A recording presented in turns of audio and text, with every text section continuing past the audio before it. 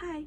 So today I'm gonna do a wrap up of the first quarter of the year. So the books that I read from January to March. I was thinking maybe I should do like a mid-year wrap up, but then I realized that there would be too many books by then to realistically talk about in one session. For my own sake, it's better to just do the wrap-ups like quarter by quarter. An overview. For the first quarter of the year, I managed to read a total of 56 books. So in January, I read 21 books. In February, I read 19 books. And then in March, I read 16 books. You can tell that I was getting busier. For me personally, when I want to talk about a book, it's not just about whether or not I think the book has literary value.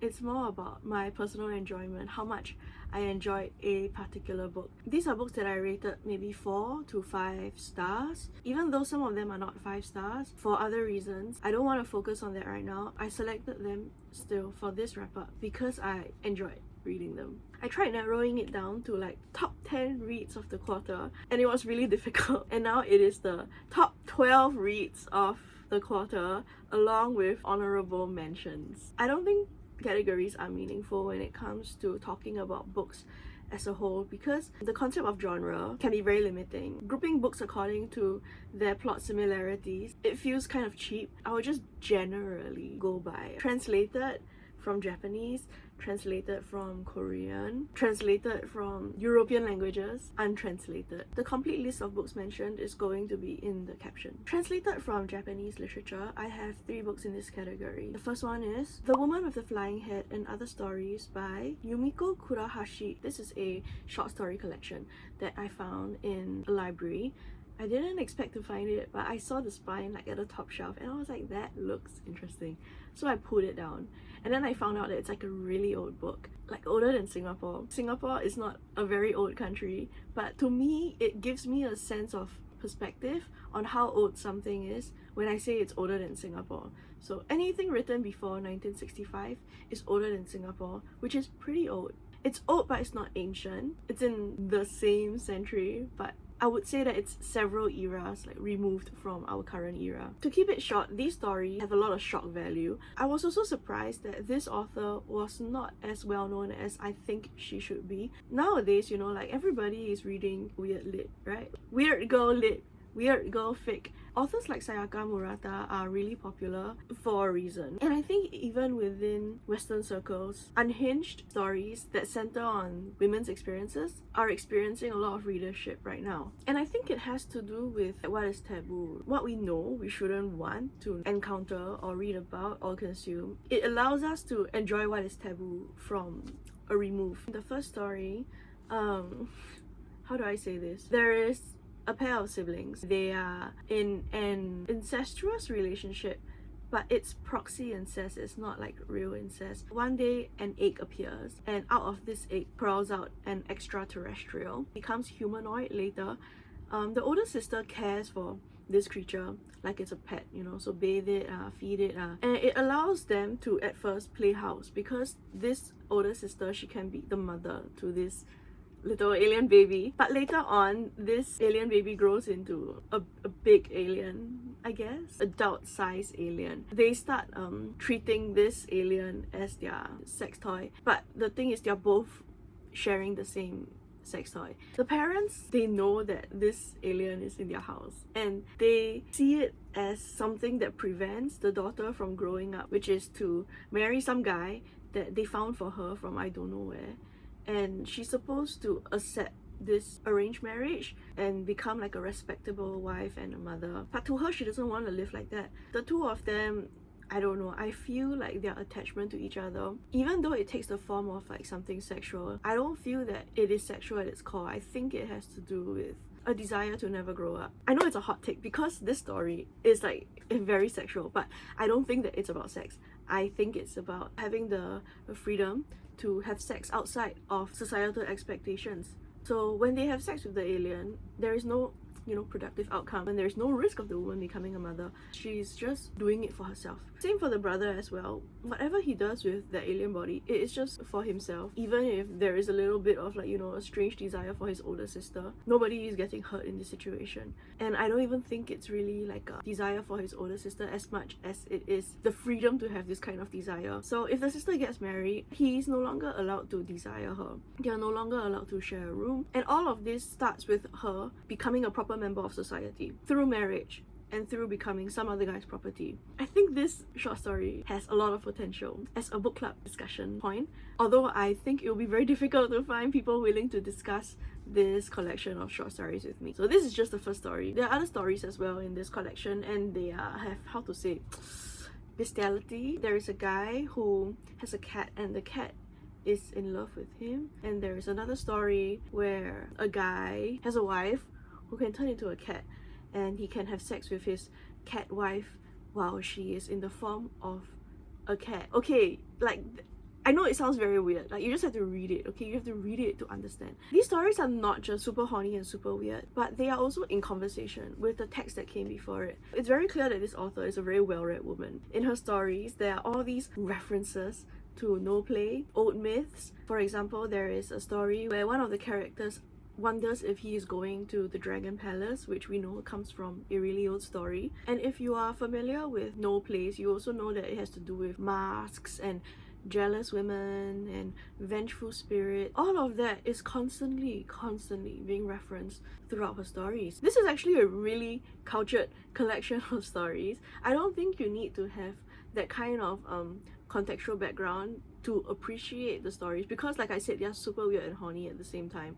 But I think that having this kind of intertextuality that's paying homage to an existing body of work that is actually considered classic or canon, this elevates the collection to something that I feel is missing in a lot of contemporary literature. A lot of contemporary literature is written in a self-referential bubble. It's a different kind of reading experience, right? When a text has lots and lots of references to other texts, you can ask yourself, is this text trying to say something about these other texts? Or is this text trying to perhaps subvert or pervert anything from these older texts? Or when you have works that pretend they popped out of nowhere without being influenced or being inspired by anything else, there is a certain sterility. The story then becomes more focused, but at the same time, it loses a quality of richness. Any discussions will end at the end of the book. And then when you have so many of these books that don't refer to each other and try to stay contained within their own bubble, when you try to compare them with their peers, there is a limit to how far you can go. Perhaps this is just like the process of the creation of a new canon, and this will take time. 10 years from now, books written 10 years later will be referencing the books that are being written now.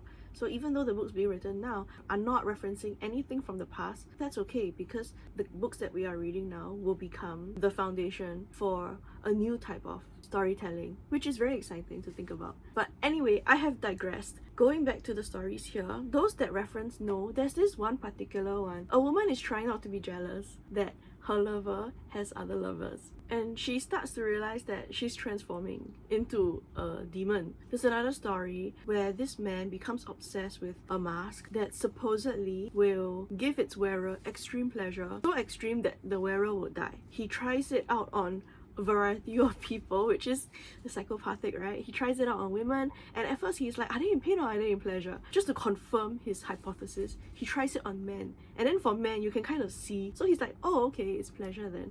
Yeah, he will try the mask very soon. There is another one where a handsome guy is approached by an ugly guy. The ugly guy ends up stealing his face. It's not really like a theft, but more of like he keeps harassing this handsome guy in his dreams until he has no choice but to give up his handsome face. The logical way to think about it is, why would he say yes? Can't he just say no? Or perhaps it's a translation thing, but it seems as if this request is something that cannot be denied. So he agrees, and he ends up having, the ugly face. Okay, now it's your turn to go and find some other guy to swap faces with you. Good luck. She uses these very familiar things and does something new with them in her stories. Even though this is written like super long ago, it still felt new to me. To me, right now, I have not read any other translated work that is on par with this collection. Okay, next book, The Woman Dies by Aoko Matsuda. This book, it looks like this. It's this thin, but it has 52 short stories in there. When I say short stories, I mean like a few pages, and some of the stories are like a few paragraphs long. This is one short story. It's an interesting collection. It's not possible to talk about all 52 stories here. I've read her other book, and I really enjoyed that book, which is why I was excited about this book. She takes what we would consider to be really mundane and ordinary and everyday, and she elevates it with her sense of humor. There are overlaps with the surreal and the absurd and the satirical, I think, but sometimes those books end up becoming really depressing to read, you know? Like you read it and you're like, this is such a bummer, I want to give up. When you're 50% in, she manages to avoid that, I think, by keeping a light touch on everything. She doesn't really go for the jugular. But that doesn't mean that her stories don't have depth. Quite a good number of these stories feature anthropomorphized,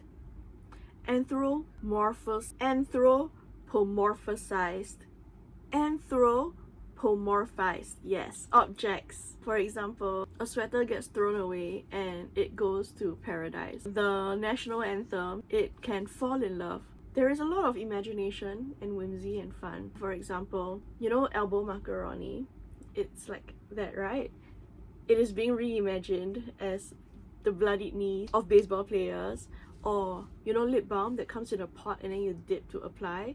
That is being reimagined as a miniature lake. Some of the stories are about human relationships, and those are also really funny. There is this one story that talks about a mother who is very happy every time her daughter breaks up with a boyfriend. So when the daughter gets a new boyfriend, she's like, that's nice. And then when the daughter breaks up, she's like, that's wonderful. Over and over. Even though it's really absurd, I think that it's really realistic. There are mothers like that. There's also a story where this guy, he's throwing up in the toilet and he's trying to understand like, hey, where did that come from? And then he throws up some more. And he's like, wait, didn't I eat that last week? And then he starts throwing up on behalf of other people. My favorite story is probably The Masculine Touch. I found this really funny. So it envisions a world where people discover this concept of a masculine touch. Applying a masculine touch to something would make it better. Making fun, right? This becomes like a really marketable term. The concept of a feminine touch lets people think they are doing something for feminism when actually they are not. Another story that I liked is the one that the title is based on, The Woman Dies. So it's talking about how in film or in media, women characters, they die to advance the plot. They die or they experience violence, sexual violence, physical violence, do not have any kind of purpose beyond giving the men characters something to do. And another short story here, CV, it really highlights the kind of struggles that women have when it comes to seeking employment, especially when they are the ones expected to shoulder most of the domestic work and the caregiving. The third book in this category, Hooked by Asako Yuzuki. I feel like I don't need to say a lot about this book because it's really popular. This is a trending novel right now. Everybody is reading it. The bookstores stock this book. That tells you something, right? I think there's a lot of marketing being done for this author's book, and I'm just happy to receive an advanced reader's copy. And also I wrote a really long review on it already. It's not so much a review as it perhaps is like an analysis, a little bit. I didn't really want to get into it too much, partially because when we're talking about literary analysis, we're looking at techniques, right? And I think it's a bit difficult to discern which are techniques and which are choices made during translation. I focus more on the themes and the relationships in my review. So, okay, basic summary for people who have not seen or heard of this book at all. It's about this woman called Aoko, clearly a little bit not able to understand social situations. I'm not sure whether she's meant to be coded as being on the spectrum, but the understanding I got was that she cannot make friends. She is bad at making friends. She is off-putting. So she tries her best to make up for it by maintaining a perfect appearance, you know, making sure that she is slim and pretty, does her job properly. She actually receives a lot of support. Her respectable job is not something that she got for herself, but it's because her father used to work there and he put some strings to get her there. She attended good schools, also because her parents helped her with it. So she comes from a lot of privilege. She doesn't appreciate this privilege, but she is conscious of it. And she does make use of it. So she stays with her parents, she can save on rent. Her mom will just do all the housework for her, so she doesn't need to cook or clean or anything.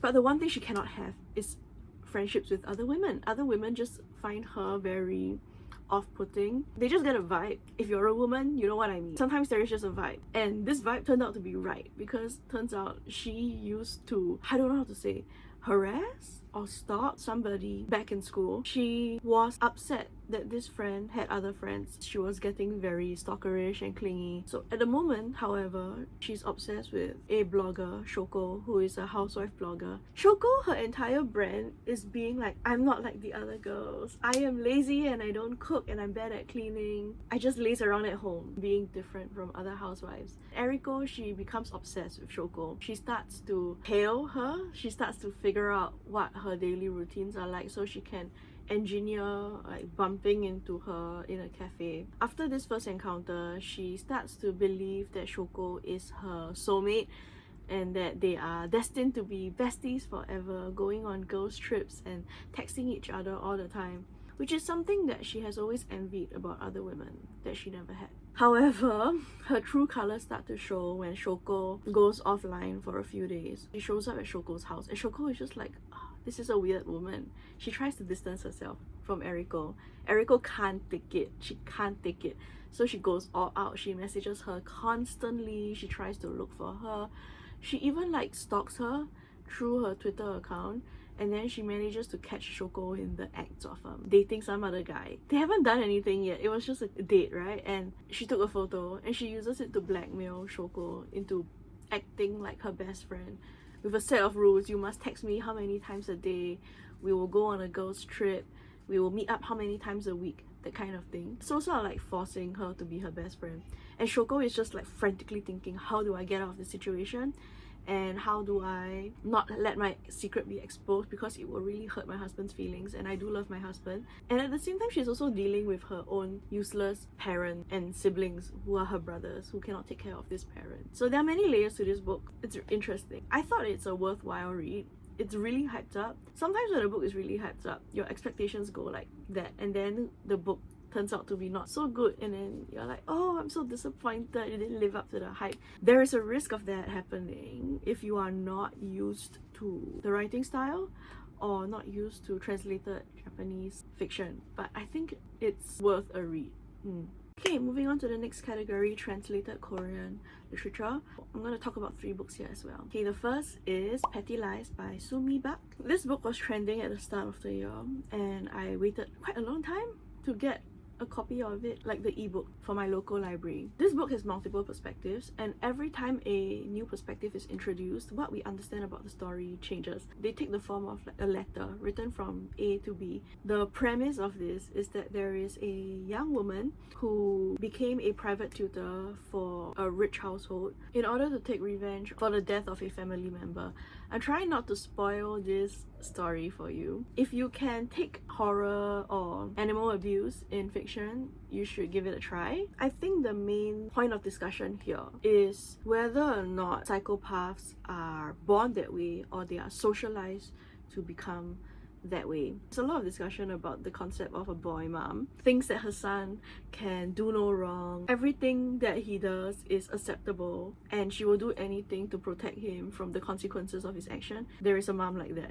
This is quite a short and interesting read if you are into thrillers. The second book for this category is Alien Gods by Seoyoung. I like this story because I like stories where there are shamans and shamanism. So in this story, which is also really short, I think you could probably read it in a day or two, there is a woman who is studying shamanism for research. She doesn't believe in it, but she's studying it because her own mother went mad before she died. So she's really afraid that it could happen to her. She goes around visiting different shamans and skeptical about it, until one day she ends up visiting a real shaman in a creepy house. After that, she starts to experience paranormal activities in her own house. At first, she thinks it's rats. She pays a lot of money for exterminators to come get rid of the rats, but they can't find the rats. And she's like really worried that she is going mad. This is a really good story if you're just looking for something creepy and a little bit horrific, but it's not too long. And the third book in this category is Come Down to a Lower Place by Seoyoung. This book should be on the syllabus for feminist studies, I feel, because it dares to talk about something that I think quite a lot of other books skirt around: bodily wastes or women's bodies being sites of abjection. The main character, she has always been unable to control the amount of discharge, you know, vaginal discharge that her body produces. It's just not something that she can control. She tried to take medication, she tried to apply things, and none of it works. This is just how her body is. It has given her a lot of shame. She is dating a guy. She thinks that, you know, he's a good guy, until one day she sees like his group chat with his friends, and he told his friends that her pussy has a smell. And from then on, all his friends in the group chat are just referring to her as a stinky pussy. If they do it, that's one thing, but her boyfriend doesn't really stand up or defend her or tell them to cut it out. So at work, she is being tasked to deal with something so secretive in a shopping mall that she has to go through levels of clearance. Yeah, it turns out that in this shopping mall, there is a smell, like a malodor. Her job is to figure out what is causing this smell and to eliminate it. In interviews people and things like that, she finds out that the saleswomen there have to stand long hours on their feet, and it's really bad for them, and they cannot go to the toilet, so they get UTIs. When they're on their period, they just have to suck it up. This smell, it comes and it goes. It doesn't always happen, and it doesn't linger long enough to chase people away, but the owners are worried that it's going to affect business and worsen over time. So they hired her company. She came over.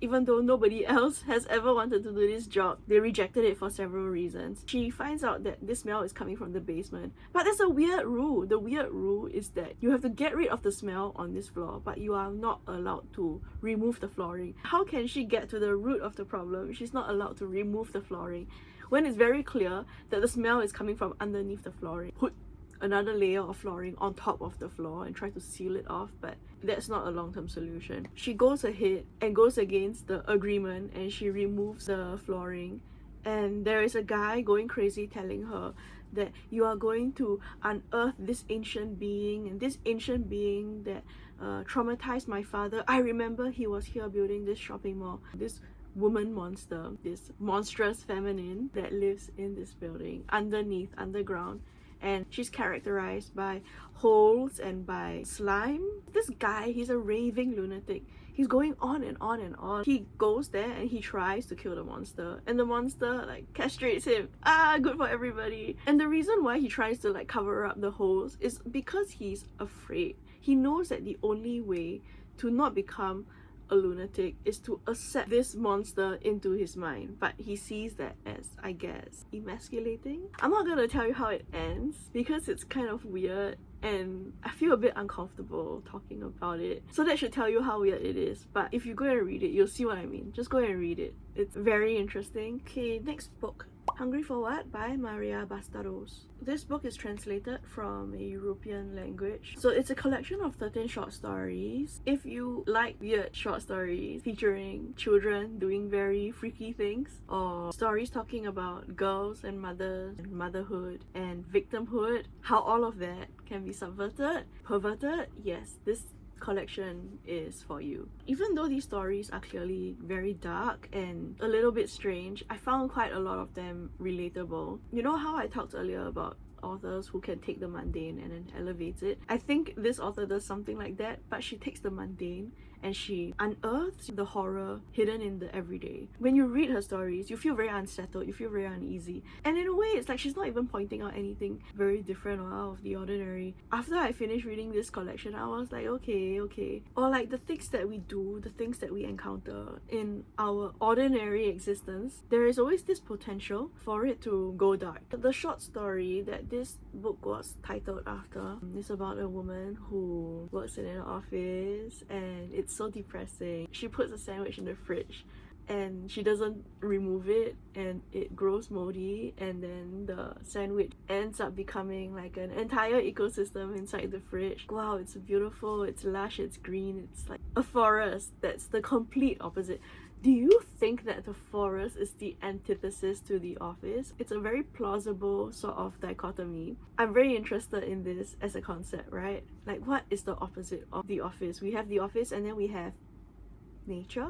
Or is it the city versus nature? Or is it the city versus the countryside? But if we're talking specifically about an office, right? What is the antithesis to that? So this character, she enters the fridge and she escapes her office. And I'm like, oh, happy ending. That's a happy ending. Next, books that are not translated, that were originally written in English. First is The Goblin Emperor by Katherine, Addison. This book looked really interesting when I was browsing the library shelves, so I picked it up. And then I looked at the first few pages and I was like, oh, there's like a 12-page glossary of terms. And I was a bit daunted. Like, I'm not gonna lie. The thing about like fantasy worlds is that they take a lot of commitment to read. I'm not talking about like the length of a book. It can be like this, but if you are giving me a brand new world with its own language system and naming system and family name system and everything, then it's a bit confusing.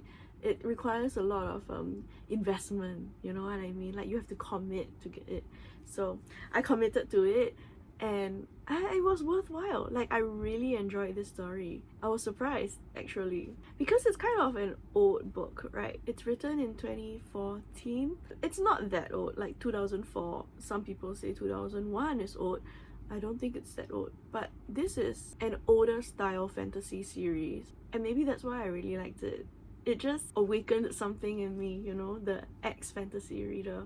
So this is set in a world where elves and goblins are different races, and they are in different classes. I'm pretty sure because this book is so old, there's already probably a lot of people talking about it, so I don't need to give you the long and short of it, okay? But what I really liked about this book was the double speak. How the characters here are never saying exactly what they mean. When they say one thing but they mean another, you need to read between the lines to understand their true intentions. And the main character, he is a boy suddenly made an emperor. He is half goblin, which is the problem because that makes him not a true heir to some factions. That's just racism, right? He could have become a really bad person, I feel. He could have used his new power as emperor to kill the people that treated him badly, or to make unilateral decisions on matters of state, but he never does that. And he also tries to retain his humanity, his kindness, and his empathy for people. He's better than me, for sure. And I think it's really refreshing to read a story about an unlikely boy king who does not turn evil or violent. And he also never once says anything bad about his mother, even though it is believable and also very common for boy kings like that to be resentful towards their mother because they are not able to direct their anger towards their father.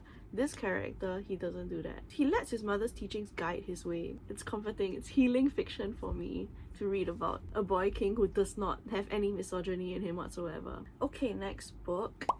The Everlasting by Alix E. Harro. This book is trending now too, isn't it? Yeah, it's like really popular. Everyone's reading it. I enjoy all her books. I think they're written very well. They're really imaginative, and she always manages to do something new. So in this book, there's a lot of time traveling. I need to say first because some people hate time traveling. If you are the kind of person that gets really annoyed or upset at time traveling and you're like, this doesn't make sense, this is not how it works, this is not how time works, you cannot change the past, you cannot whatever, don't read this book, okay? Just don't do it. You will be really angry, so just don't do it.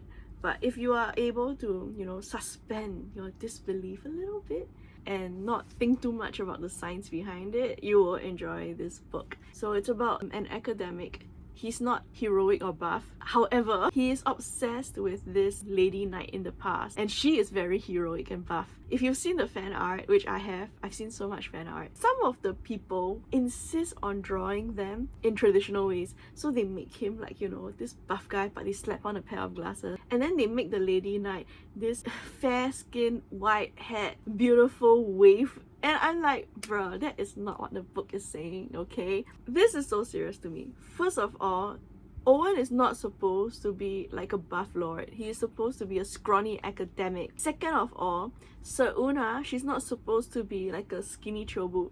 She is supposed to be, you know, like a weathered and tough middle-aged woman with muscles and bulk. Is it so difficult to envision this? I feel like these people need to turn on like their lesbian mindset. They need to put on like their lesbian glasses and see Seoyoung as a really hot woman. You know, she's older, she's buff, she has a sword, she has a horse, and she can fight. Women would love that. But honestly, so can men. I'm done talking about the fan art. Moving on to like, you know, the story itself. The main villain in this story is really interesting because I'm not going to spoil it for you, but this villain, she believes that any number of people can be sacrificed to protect the ideal of a nation. Isn't that really familiar? I don't think it's a coincidence that this book was written and published at this time. Next book, A Beast Slinks Towards Beijing by Alice Evelyn Young. I managed to get an ARC for this book. I was really happy about it because when I read the synopsis, I was like, oh, we're talking about ghosts and intergenerational trauma, mythical creatures. That's exactly the kind of book I want to read. In the present, the main character, Qianzhe, she is working in New York. It's 2017. Her father abandoned her many years ago, like on her birthday. Literally sing happy birthday, cut the cake, and then the next day he's gone. And the mother then becomes not able to care for her properly, so she ends up caring for her mother and raising herself. And the whole time she's having dreams, she's having nightmares. She dreams about a beast's horn piercing her hand, and she also finds herself stalked by a nine-tailed fox that only she can see. And this nine-tailed fox will leave her dead things. Just as she manages to make a life for herself, her father shows up and his memories are all jumbled up. You cannot leave your father on the street, so she took him in and he is rambling on and on and on about his memories from the past. They spill out of him, like he can no longer repress them or something. So it's basically a confession. He confesses to her the things that he did during the Cultural Revolution. The reason why he turned out like that actually runs even deeper. It started with his mother when she was in 1920s Manchuria, and that place got invaded by the Japanese and became Manchukuo. So this is about like 3 generations, right? We have the main character in 2017 New York, and then we have 1960s in China, where the father is still technically a child, but then he becomes part of the Cultural Revolution. And then some more down to 1920s, his mother also survived wartime hardships and did things that were really frankly horrible to read about just to survive. For a work of historical fiction, I couldn't put it down. I honestly think like this book should perhaps get a prize. Yeah, it's really good. I couldn't believe that it was a debut novel. The amount of research and the amount of work, the writing itself, it's lyrical and poetic. It makes me excited to see what her next book will be. Second last book, book 11, Several People Are Typing by Kelvin Kasulke. This book is so interesting. It is told entirely in Slack messages. You know, Slack, like the team chat. I heard about Slack from my friends, but I don't use Slack because my office doesn't use Slack. We use other things. Okay, so this story is so funny. When I finished reading it, I told my partner and he immediately picked it up, and then he was just lying in my bed reading it, going like hee hee ha ha hee hee ha ha. It's very entertaining. Definitely it's gonna be on the Office Fiction Hall of Fame. It's not deep. This is more of like a fun kind of story. A guy, he gets sucked into a different world, and then when he wakes up he's like somewhere else. It's something like that. It's not another world, it's into the world of his office Slack chat. Gerald is doing something on an Excel sheet, and all of a sudden his soul leaves his body and enters his computer, and he's trying to text his colleagues and be like, you know, I'm stuck in Slack right now, I can't come into office. And everyone is just like, oh haha, you're just doing a bit. And his boss is just like, if you just want to work from home, I'll approve it. And he's just like, guys, it's not a bit. And they're like, yeah, sure. His productivity then goes up. And his boss is just like, you know what? Like, you've been so productive these days, working like 24/7. Can you write something about it for like our company blog? It's not just like his Slack, you know, he's in the company Slack, so he can see everybody's messages. And in the office, there's like drama, there's people dating each other, and he's really worried about his body. He asks his colleague, can you please go to my house, check that if my body is still there? And his colleague goes to his house and sees that his body is sitting in front of his computer unconscious. So his colleague ends up taking care of his body, like feeding the body and like cleaning up, and you know, just to wear adult diapers because he can't go to the toilet. And then Slack bot, which is a automated, I guess, AI system inside Slack, it becomes sentient, and then it tries to take over Gerald's life. It enters his body and he starts talking weird, but everybody just thinks he's doing a bit. So Gerald, he's like trying to get his body back, but the Slack bot does not want to go back into Slack because he doesn't want to experience death when the computer shuts down or something like that. So he has to find a way, get Slack back into Slack and himself into his body. it is making fun of office culture a little bit, just a little bit, not too much, but a good amount. Okay, the last book that I enjoyed, even though I'm not sure why, it's Beta Vulgaris by Margie Sarsfield. So this book, right, you cannot read it if you don't want to extend empathy to a privileged character. The main character, she, like I said, she's privileged, right? She's white, attractive, parents who can provide for her. She can technically live a comfortable lifestyle if she wanted, but she's also unable to, I don't know, this is gonna sound Asian, but she's unable to live to her full potential. She technically could get an ordinary job in an office and not be homeless or have $200 in her bank account. She could, but she doesn't want to because she wants to be different. She wants to, you know, work for a non-profit, but she also wants to eat organic. So there's a lot of competing ideologies in her head, and it's not realistic. At the same time, she's dating this guy who comes from a really rich family. He's a trust fund kid, but he's trying to also, I guess, do better. So he cosplays the working class lifestyle. They do manual labor, they go from farm to farm, and they have to split everything, even though he actually has a lot more money than her. So she ends up, you know, having literally no money, and she's in debt. And on top of that, she has an eating disorder that is really debilitating, I feel. It's making her not function very well. It's making her see and hear things. I would say that it's affecting her day-to-day for sure, but she doesn't seem to realize this, and at the same time she doesn't have the tools at the moment to overcome or even consider overcoming. The main character and her boyfriend, they are going to a sugar beet farm. I have no idea what's a sugar beet. I've never seen one in my life, but I hope to see one someday. Maybe I'll go to cold storage. Do you ever think about where your sugar comes from? Because I do not. Like, honestly, I don't. I'm not even sure what kind of sugar is being put in bubble tea. And you know when you order like honey green tea, I don't think that's honey in there. I think it's like honey flavored syrup. But where does the syrup come from? Is it sugar cane? Cannot be, right? I don't think it's sugar cane.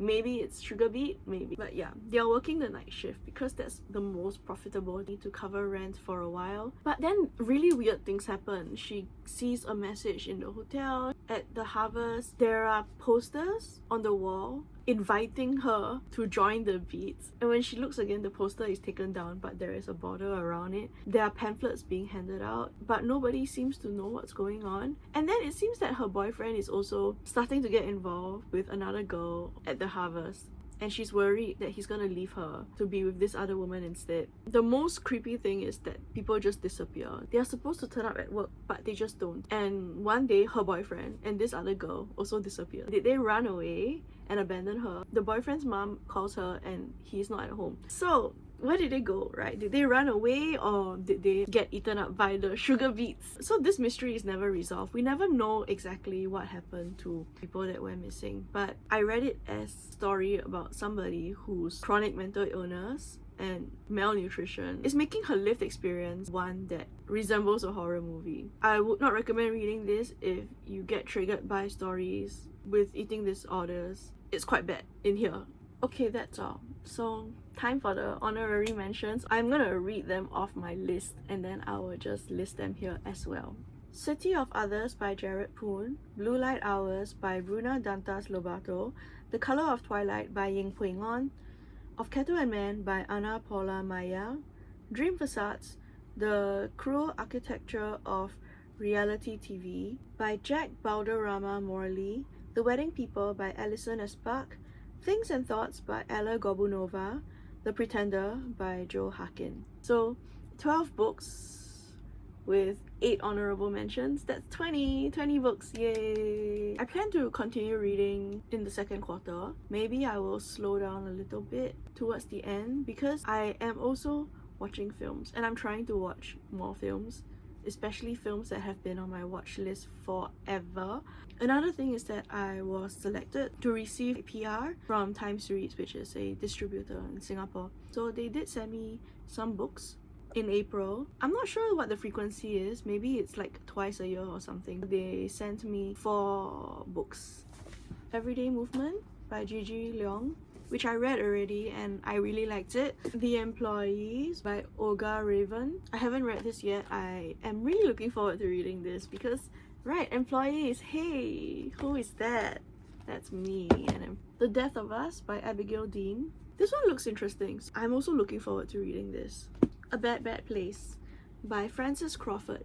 This one seems to be like a murder thriller police procedural, which I also do like, so these are the 4 books. I also received 1 book as part of their targeted marketing. The Ending Writes Itself by Evelyn Clark, which is actually Kat Clark and V.E. Schwab, so it's a collaboration. I finished this already. I reviewed it. I read it with some other Singaporean readers. I have like a group chat, and then everyone is just guessing who the hell is the murderer. It's quite interesting. That's all for today. If there's a Q1, means there's a Q2, right? So maybe I will see you again latest by July. But in the meantime, I will still regularly post my normal content. Okay, thanks for watching. Bye bye.